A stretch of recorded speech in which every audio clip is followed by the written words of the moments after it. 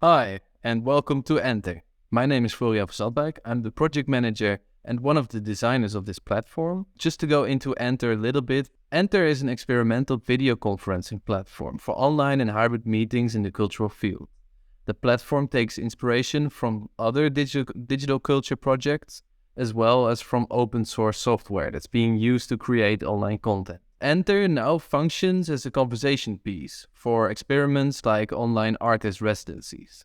Within a wider political perspective, data ownership and creating your own tech is more and more on the agenda, making Enter at the forefront of this discussion, while also being a functional platform for small group gatherings and producing online events for Het Nieuwe Instituut. In this presentation, I will take you on a very brief field trip from early video conferencing platforms to the tools that we now use every day for work, cultural events, and saying hi to grandma.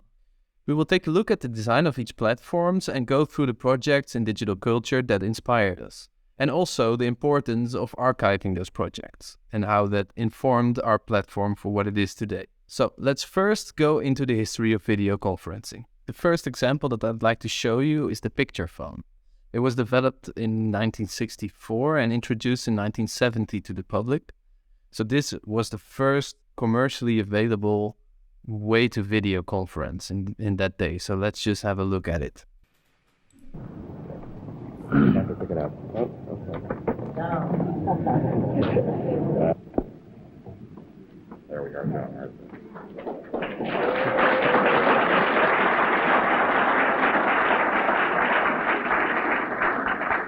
Good morning, John. You're looking well this morning. You look fabulous. I'm very pleased and proud, John, to participate with you this morning in this historic call. And the city of Pittsburgh has been a pioneer, as you know, somewhat in. Yeah, so that was really amazing to see back then. But a few years before, 1968, Douglas Engelbert gave what later became the mother of all demos, introducing not only video conferencing, what we will see now, but also the computer mouse, screen share, text editing in real time together collaboratively, like Google Docs, the keyboard, copy-paste. So there were so many things that we now still use. So I'd like to show the part of the video conference. I see it over like that leaves a corner up there, and I say, now computer, do the automatic switching that'll bring in a camera picture from the camera mounted on his console, such as the camera mounted on mine is. Hi, Bill. That's great. Now we're connected audio. You can see my work, you can point at it, and I can see your face, and we can talk. So let's do some collaborating. You're silent. Oh. What do you want me to say? Yeah. There's nobody here but a large audience. Yeah, so I think this is amazing because it still is a thing that we are silent, but then we mostly, often we're muted. Yeah, and then we'll make a big leap to the introduction of the internet and the first introduction of a video conferencing platform that was available online. This was See You, See Me, and as well it shows how little things have changed. This was introduced in 1992 on Macintosh, so let's just have a look. For example, every school day, students in 20 public schools in the United States and around the world meet in cyberspace. They're part of a project called the Global Schoolhouse. These are fifth graders at Long Branch Elementary School in Arlington, Virginia. They are in Glenview, Illinois. These students are in Chapel Hill, North Carolina, and this is Yvonne Andre's class at Jefferson Middle School in San Diego, California. Arlington, introduce yourselves and say hello to everybody. Hello. We're at Long Branch School in Arlington, Virginia, and my name is Carla Schutte, and I've got 8 fifth graders. Students in these 4 schools can see and hear each other. Today, they're talking to a computer scientist at Lawrence Livermore Laboratory just outside San Francisco. Well, as you just saw, not much has changed, just in scale and accessibility, let's say.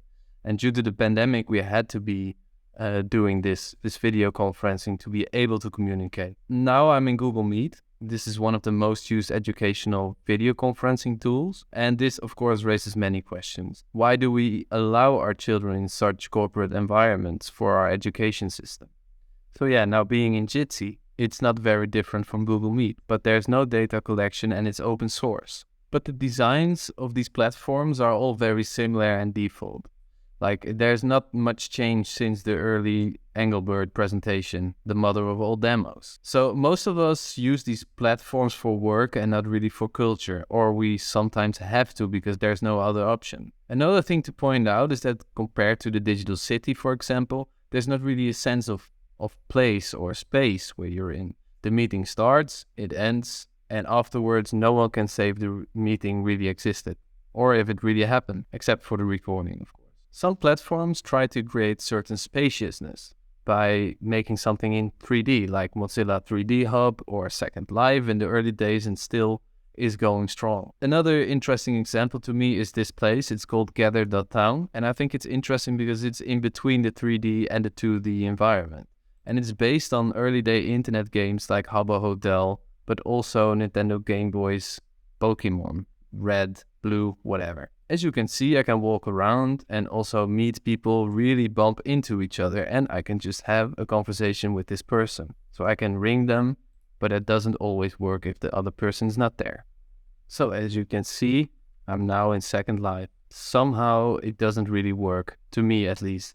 I think creating these 3D environments really make, being online very dystopian. So it doesn't really go into the media-specific qualities of what the internet can do and how it can let us communicate in more interesting ways. And I think even though it's very impressive to create these 3D worlds, it doesn't really do anything new for me. It just makes me more lonely than I already was, let's say.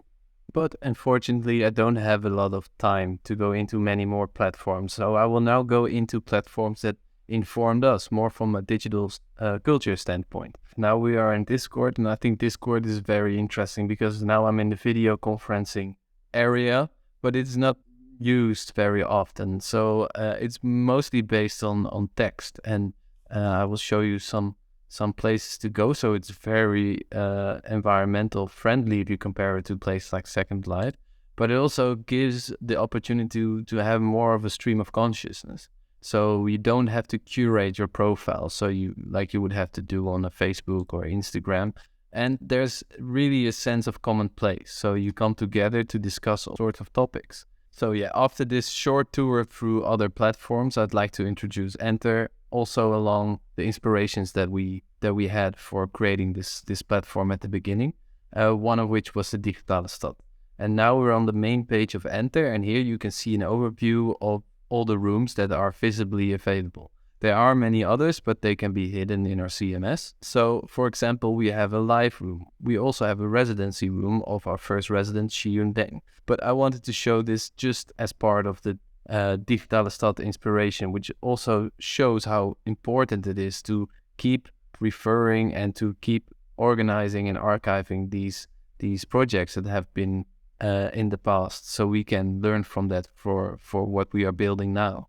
As you can see, I'm able to resize and adjust the place of all the windows. I can open and close them. I can change the background image. But I wanted to show what the inspiration for this was, because it was this website. It was created by artist Harm van der Dorpel, and it has been offline for a short time, but I'm happy it's back on its own domain.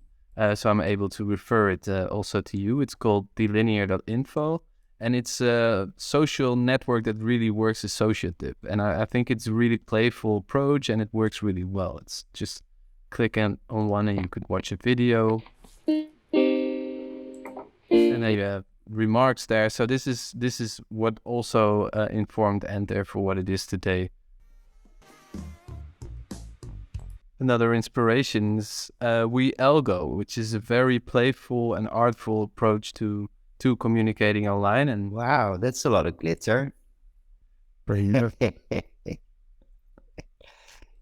did it. Wow. Mooi, hè? It's prachtig.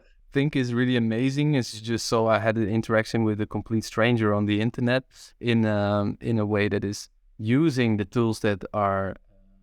It can be used in a problematic sense, but in this case, it's actually used in a very fun way. And this is one of the many inspirations to question just like, what are the ways to interact online? And why do we always have to see each other? And why are these defaults even part of Enter? It was all very brief and dense, but I hope it made sense to all of you, or at least some of you. The last thing I wanted to show you is the thing that I used to make this video, and it is also used by many others to create live streams for Twitch, for YouTube, for example. And it just is a great thing. It's called Open Broadcasting Software, OBS. And it's possible to really appropriate this tool and do anything you want and just stream it out to the world. To me, that is an amazing approach. It would be great that as a user of Enter, you would have the same feeling and the same playfulness that is allowed in the platform, while also being able to communicate in a way that is really, really interesting, and that we can make a statement as the cultural field by just showing and designing, by developing and seeing what happens also behind the servers of all these platforms. Thank you so much for watching, and I hope to see you very soon.